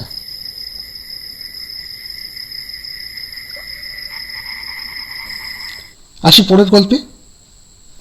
পরের গল্প বর্ণালী চৌধুরীর। টালিগঞ্জের বাঁশদ্রোণীতে তিনি থাকেন। মনোবিজ্ঞান নিয়ে মাস্টার্স করে মানসিক সমস্যার বাচ্চাদের নিয়ে কাজ করেন। বর্তমানে কবিতা, শ্রুতিনাটক এবং একটুখানি লেখা নিয়ে করোনা আবহের মধ্যে দিন কাটাচ্ছেন। তার কলমে শুনব এরপর তার একটি ভৌতিক অভিজ্ঞতার কথা। ভারতবর্ষের উত্তর পূর্বাঞ্চলে একটি ছোট্ট রাজ্য ত্রিপুরার রাজধানী আগরতলার এক প্রত্যন্ত গ্রাম। সদ্য কলেজ পাশ করা যুবতী শুভ্রা। তার অদম্য ইচ্ছা সে অনেক পড়াশোনা করে নিজেকে সুপ্রতিষ্ঠিত করবে, আর তার জন্য তাকে কলকাতায় গিয়ে পড়াশোনা করতে হবে। আজ তার ঘুমটা তাড়াতাড়ি ভেঙে গেল। দরজা খুলে বাইরে আসতেই দেখলেন মা দাঁড়িয়ে। কি ব্যাপার, আজ এত তাড়াতাড়ি উঠে গেলি? মা বলল, আজ যে বড় টেনশনে আছি মা। আজ কলকাতা ইউনিভার্সিটিতে ভর্তির লিস্ট টাঙাবে। আমাকে যে উচ্চশিক্ষার জন্য বাইরে যেতেই হবে। সে তো বুঝলাম, কিন্তু বিদেশ হয়ে একা একা সে তুমি ভেবো না মা, বলে শুভ্রা বাথরুমে ঢুকে পড়ল। প্রত্যাশাবত প্রথম ডিভিশনে পাশ করার সুবাদে খুব সহজেই কলকাতা বিশ্ববিদ্যালয়ে ভর্তির সুযোগ হয়ে গেল তার। এবং যাবার দিনে মা এসে বললেন, এই নিয়ে এতে নাড়ু, সন্দেশ, নিমকি করে দিয়েছি। খাওয়া দাওয়া কি করবি কিছুই তো জানি না। চিন্তা করো না মা, আমার বন্ধু নিতা, ওর মামাতো দিদি ওই হোস্টেলেই থাকে যেখানে আমি থাকবো। সুমিতাদির সাথে এক রুমেই থাকবো। হোস্টেল থেকে সব রকম খাবার দেবে মা। বাবা এসে বললেন, কি হলো, গাড়ি এসে গেছে, চলো, নয়তো দেরি হয়ে যাবে তো। সবার কাছ থেকে বিদায় নিয়ে গাড়িতে উঠে বসলো সে। চোখটা ছলছল করছে। কি অপেক্ষা করছে তার ভবিষ্যতের জন্য কে জানে। প্রথম বিমান চড়ার মুহূর্তটা শুভ্রার আজীবন মনে থাকবে। বিমান যখন মাটি ছেড়ে উপরে উঠছে তখন তার মনে হলো সে যেন শূন্যে ভাসছে। ভয়ে সে বাবাকে জড়িয়ে ধরল। বাবা বললেন, ওপরে উঠে গেলে আর কিছু টের পাবে না। অবশেষে বিমান কলকাতার মাটি ছুঁল। এখন যেন একটা অজানা ভয় বুকের ভেতরে উকি মারতে লাগলো। যাই হোক, বাবা মেয়ে জিনিসপত্র ট্যাক্সিতে তুলে সর্দারজিকে বলল, আলিপুর হেস্টিংস হাউসের কাছে যে হোস্টেল আছে সেখানে যাব, চেনো তো? জি ম্যাডাম, আপনার হোস্টেল গোপালনগরে আছে, ওখানে আমার বাড়ি আছে, আমি চিনে সব, উঠেন উঠেন। যাক, নিশ্চিন্ত হওয়া গেল। সন্ধ্যা 7টায় ট্যাক্সি এসে হোস্টেলের প্রধান ফটকের সামনে দাঁড়ালো। এ কোথায় এলাম? ঘুটঘুটে অন্ধকার, কিছুই তো দেখা যাচ্ছে না। গেট বন্ধ। পুলিশের ড্রেস পরা একজন লাঠি হাতে দাঁড়িয়ে আছে। ড্রাইভার দাদা বললেন, এ সিকিউরিটি গার্ড আছে, এনাকে বলেন গেট খুলে দিতে, তবে আমি ভেতরে যেতে পারবে। কাগজপত্র দেখা শেষ হলে গেট খুলে গেল। এ কি জায়গা রে বাবা, এত অন্ধকার আর জঙ্গল। গাড়ি এসে 3 তলার সামনে দাঁড়ালো। মহিলা ছাত্রী নিবাস, তাই বাবার কাছে বিদায় নিয়ে শুভ্রা উপরে উঠে গেল। হোস্টেলের নিয়ম অনুযায়ী রাত্রি 9টা থেকে 10টায় ডিনার টাইম। আজ সে খুব ক্লান্ত, তাই খেয়ে এসে ঘুমিয়ে পড়ল। পরদিন ভোরবেলা ওরা 4 জন হোস্টেল দেখতে বেরোল। লাল ইট দিয়ে বাঁধানো রাস্তা গেট পর্যন্ত চলে গেছে। একধারে বিশাল পাঁচিল আর অন্যধারে জঙ্গল। সুমিতাদি বলে উঠল, জানিস, জঙ্গলের ওপারে ওয়ারেন হেস্টিংসের বাড়ি। শুভ্রা লাফিয়ে উঠল যাবার জন্য। ঠিক হলো ওরা বিকেলে যাবে। কি অদ্ভুত রহস্যময় জায়গাটা। হেস্টিংসের বিশাল ছবির সেই সাদা ঘোড়ার উপরে বসে মন্ত্রমুগ্ধের মতো তাকে দেখতে লাগলো শুভ্রা। সুমিতাদি বলে উঠল, চল, 9টা বাজে, খেতে পাবি না কিন্তু। ওরা 4 জন বিশাল মাঠ পেরিয়ে আসছে হাঁটতে হাঁটতে। কি ভীষণ অন্ধকার। আজ অমাবস্যা নাকি? হঠাৎ শুভ্রা চিৎকার করে উঠল, সুমিতাদি সরে দাঁড়াও, ঘোড়াটা আসছে, সরে দাঁড়াও বলে সে মাঠের মধ্যে বসে পড়ল। চোখ মুখে ভয়ের ছাপ। নিজের মনে বলতে লাগলো, ঘোড়াটা ছুটে আসছে। কি রে, কি হয়েছে তোর? শুভ্রা বলে উঠল, আমি যে দেখলাম ঘোড়াটা ছুটে আসছে। কি বলছিস? চল, আর এক মুহূর্ত এখানে দাঁড়াবো না। আজ বিবাহ সূত্রে শুভ্রা কলকাতাবাসী। বিভিন্ন পত্রপত্রিকায় বা টিভিতে যখন শোনে হেস্টিংস হাউসের ভূতের কথা, অজান্তেই তার সেই দিনটা মনে পড়ে যায়। কিন্তু কোনো উত্তর সে খুঁজে পায় না। শুনলাম বর্ণালী চৌধুরীর লেখা, হয়তো তারই বাস্তব জীবনের অভিজ্ঞতা গল্প।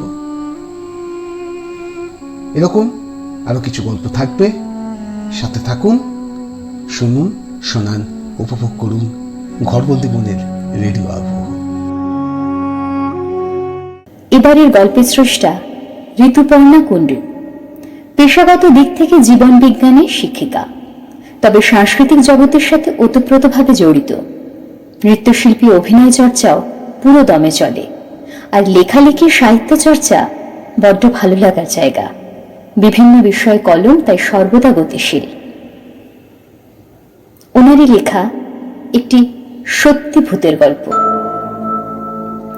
লেখাপড়া সূত্রে আমি একসময় শান্তিনিকেতনের বাসিন্দা ছিলাম। জীবনে কিছু কিছু জিনিস এমন ঘটে যার হয়তো কোনো ব্যাখ্যা সেভাবে হয় না। আমার জীবনে এরকমই কিছু ঘটনার আজ বর্ণনা করছি। পড়াশোনা সূত্রে যেহেতু বিশ্বভারতীর ছাত্রী ছিলাম, তাই প্রথম দিকে ইউনিভার্সিটির হস্টেলে অ্যাপ্লাই করলেও মনের মতো হস্টেল পাইনি। অগত্যা মেসবাড়ি ভরসা। ইউনিভার্সিটির লাগোয়া সীমান্তপল্লীতে একখানা মেসবাড়ি ভাড়া নিয়ে উঠলাম। প্রসঙ্গত বলে রাখি, এই সীমান্তপল্লী জায়গাটি শান্তিনিকেতনের অভিজাত এলাকাগুলির মধ্যে একটি। শহুরে বাবুরা ছুটি কাটানোর জন্য এখানে সুবিশাল বাগান বাড়ি তৈরি করে রাখেন।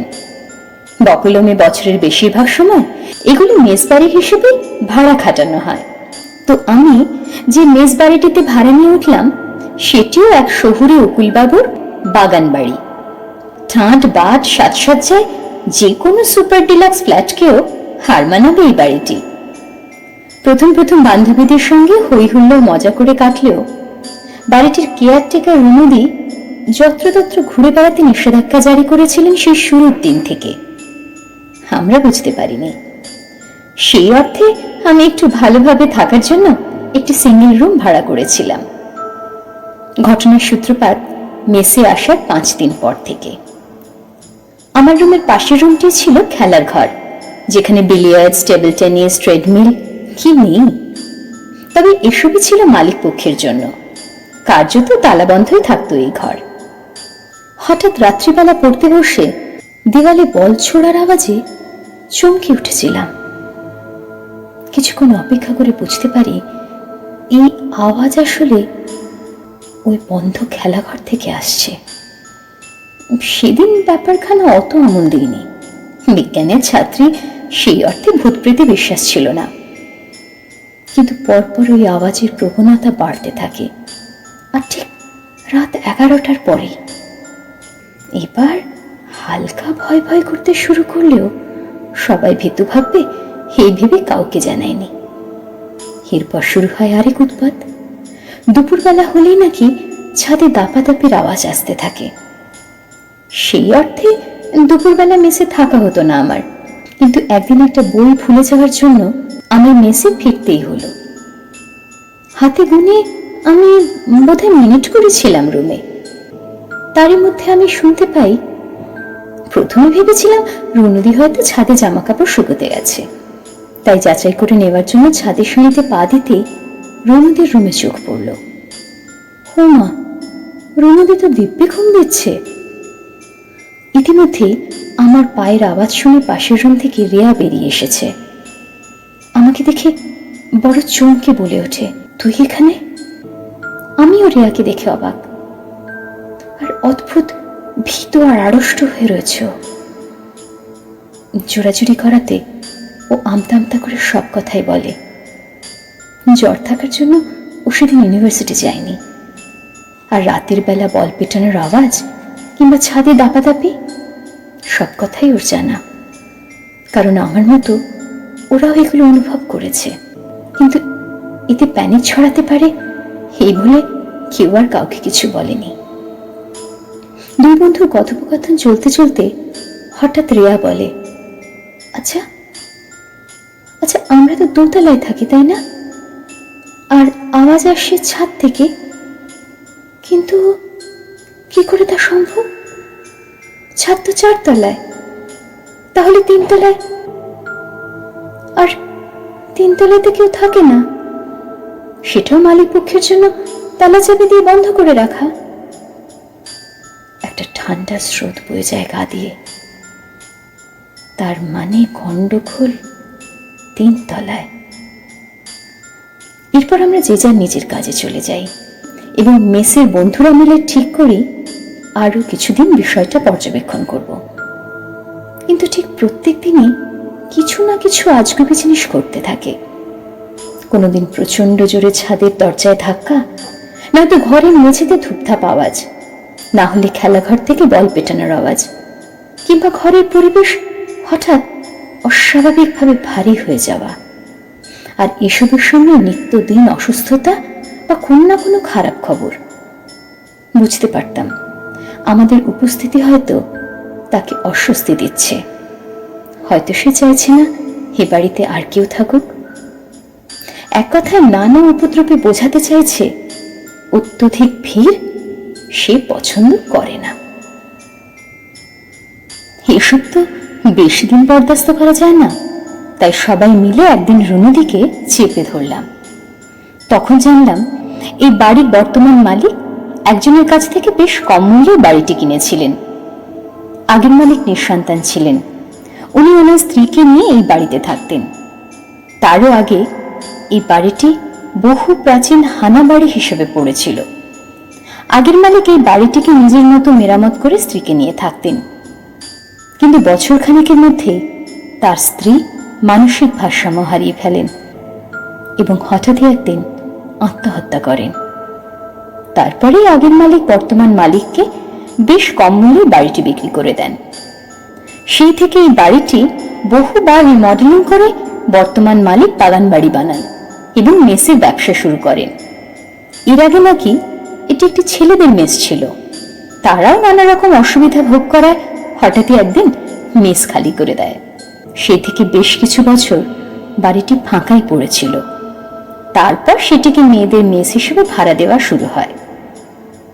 এই ঘটনার 1 মাসের মধ্যে আমরা হস্টেল পেয়ে যাই। দিন 15 ব্যবধানে প্রত্যেকেই মেস ছেড়ে দিই, আর ওই বাড়িটিও নিজের না জানা অতীত নিয়ে পড়ে থাকে। আমরাও আর ওই বাড়ি আর তার না জানা অতীত নিয়ে বেশি মাথা ঘামাইনি। পরে শুনেছিলাম সেই বাড়িটি নাকি আর মেস বাড়ি হিসেবে ভাড়া দেওয়া হয় না, আর কেয়ারটেকার মানে আমাদের রুনুদিও বর্তমান মালিকের চাকরি নাকি ছেড়ে দেয়। কারণ পরে রুনুদির কাছে শুনেছিলাম শেষ দিকে ওই বাড়িটিতে টিকে থাকা দুষ্কর হয়ে উঠেছিল, আর বাড়ির আশেপাশের লোকজনও তারাও দুপুরবেলা ও রাতের দিকে ওই দাপাদাপির আওয়াজ শুনতে পেতেন। আমাদের পরের গল্প বাঁকুড়ারই বিশ্ববন্ধু চক্রবর্তী। বিশ্ববন্ধু চক্রবর্তী নিজের পেশার পাশাপাশি নাটকের জগতে একজন সদ্য পরিচিত নাম। এই বিশ্ববন্ধু চক্রবর্তীর লেখায় তার পুরাতন এক অভিজ্ঞতার কথা আমরা আজকে আমাদের এই সত্যিভূতের গপ্প অনুষ্ঠানে এবার সবার কাছে পরিবেশন করব। এই গল্প আমার ছেলেবেলায় গল্পদাদুর মুখে শোনা। সেও হয়ে গেল প্রায় 30 বছর আগেকার কথা। আমার বয়স তখন সবে ভুল হচ্ছে।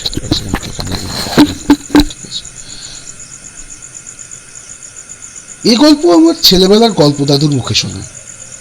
সেও প্রায় 30 বছর আগেকার কথা। আমার বয়স তখন সবে 10 কি 11।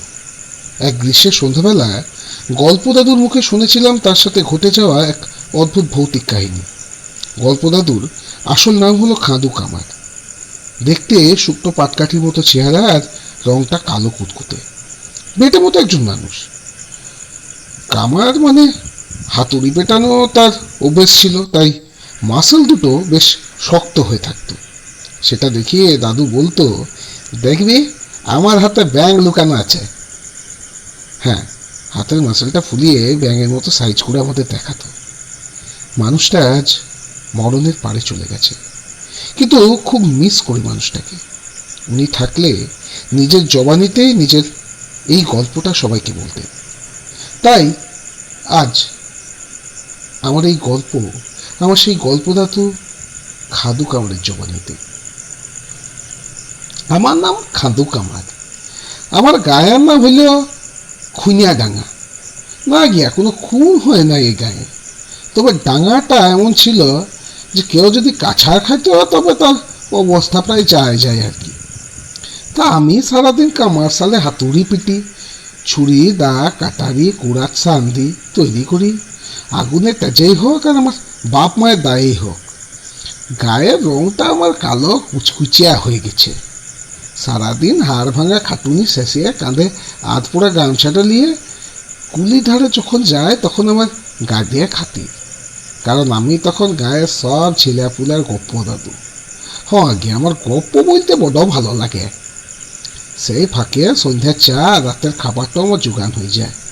তো আজকে একটা সত্যিকারের ঘটনাকে গল্পের মতো করে বলি।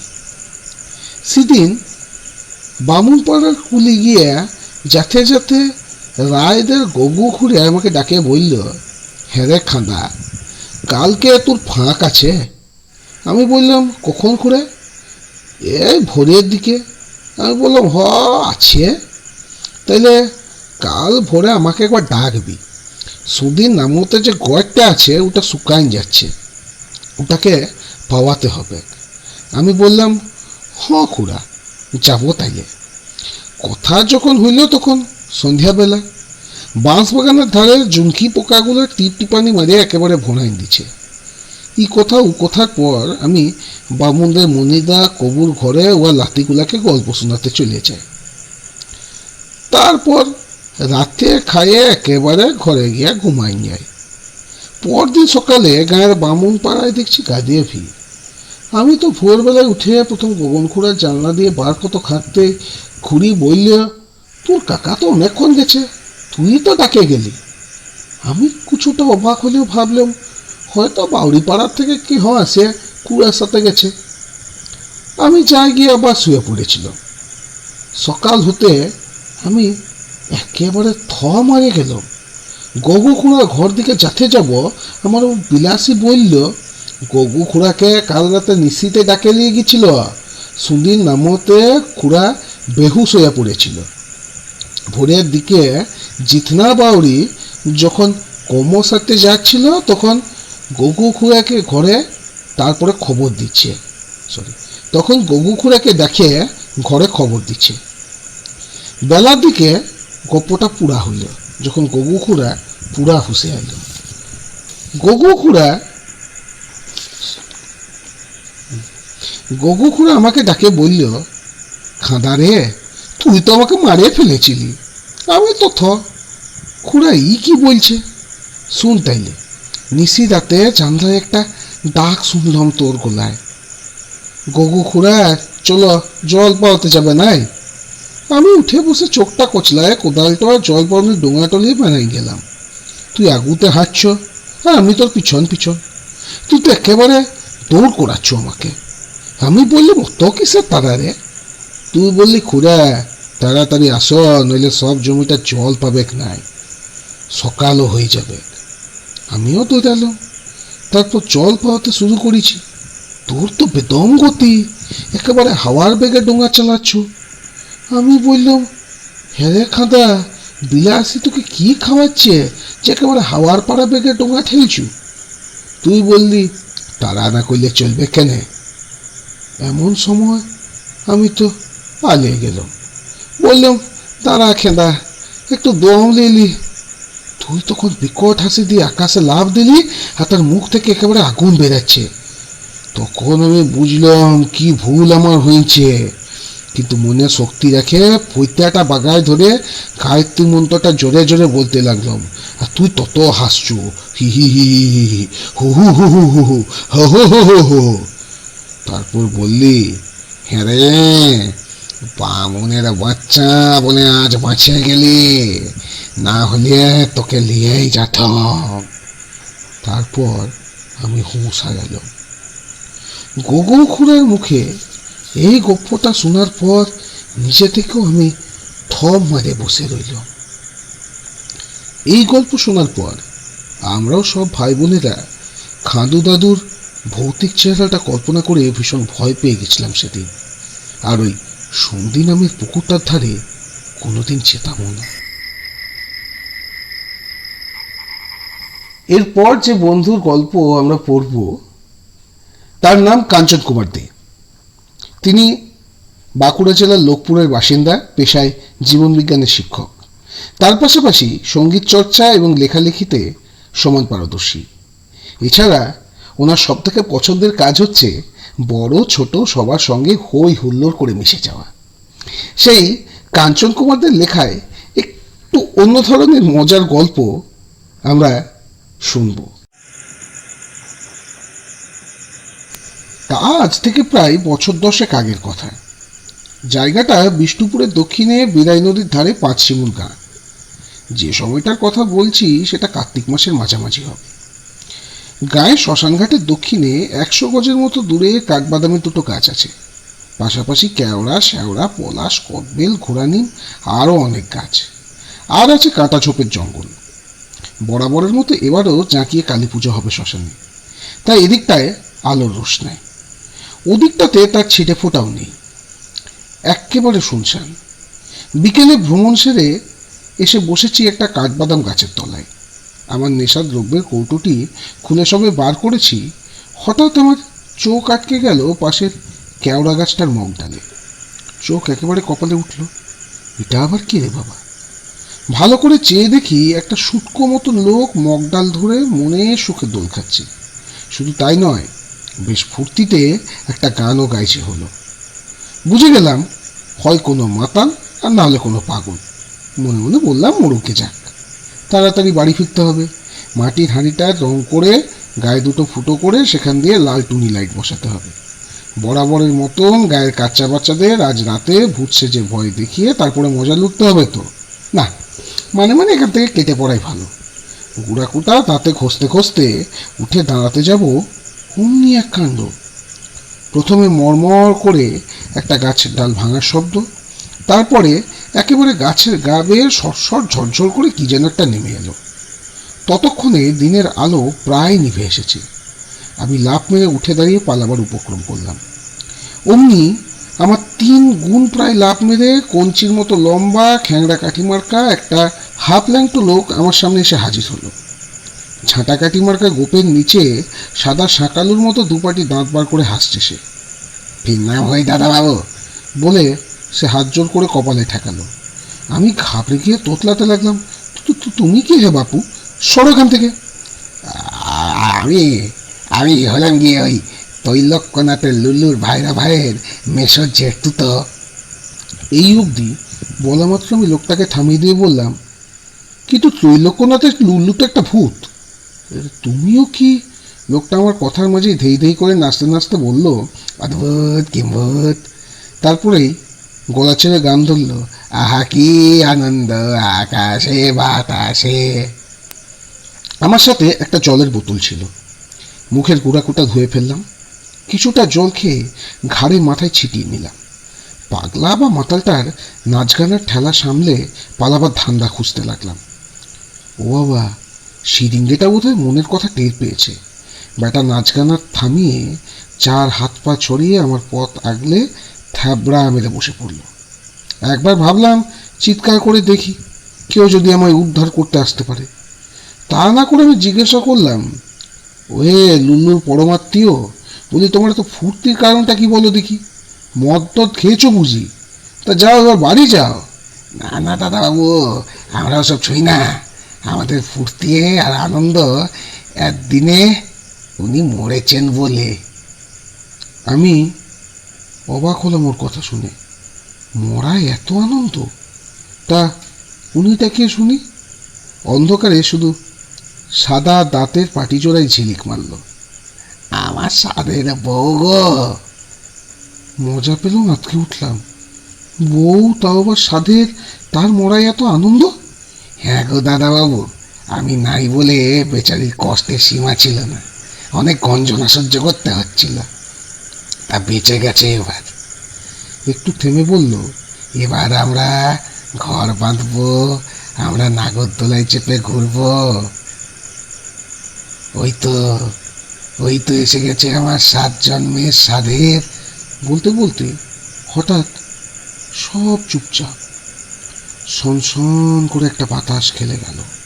একটা আঁশটে গন্ধ আর কনকনে ঠান্ডা ভাব টের পেলাম। তারপরেই শেওড়া গাছের ডালগুলো চড়ে তুলে উঠল। অমনি বুকের ভেতরটা গুড় গুড় করে উঠল। তারপরেই বুকের মধ্যে পড়তে লাগলো হাতুড়ির ঘা। নীরবতা খান খান করে হেসে উঠল কোনো একজন নারী। নারী কণ্ঠ বলে উঠল, ও আমার হালো, আমার প্রাণীর হলধর গো। অমনি ঝোপঝাড় ঠেলে ছুটল সিরিঞ্জাটা। আমার মালু, আমার প্রিয় মালতী, তুমি এসে গেছো গো। আমার মাথা বনবন বনবন করে ঘুরতে লাগলো। অন্ধকারে চোখে হলুদ সর্ষে ফুলের ক্ষেত দেখতে পেলাম। পাড়ার ছেলে ছোকরারা অজ্ঞান অবস্থায় উদ্ধার করেছিল আমাকে। লোকমুখে রটেছিল আমার আকবরী কুড়াকুর ডোজটা নাকি বেশি জোরদার হয়ে গিয়েছিল। নিন্দুকদের অভিমত ছিল এটা লুকিয়ে লুকিয়ে গাঁজা খায়। ওরা বলুকে, আমার কাছে কিন্তু কেওড়া গাছের ভাঙা ডালটা এখনো রাখা আছে। যদি তোমরা দেখো তাহলে কিন্তু তোমরাও বিশ্বাস করবে।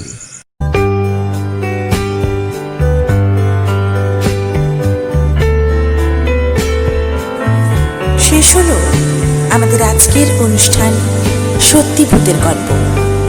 কেমন লাগলো আমাদের এই বিশেষ পর্বের অনুষ্ঠান জানাতে ভুলবেন না কিন্তু আমাদের কমেন্ট বক্সে। আবার পরবর্তী কোনো বিশেষ অনুষ্ঠান নিয়ে দেখা হবে বন্ধুদের সাথে।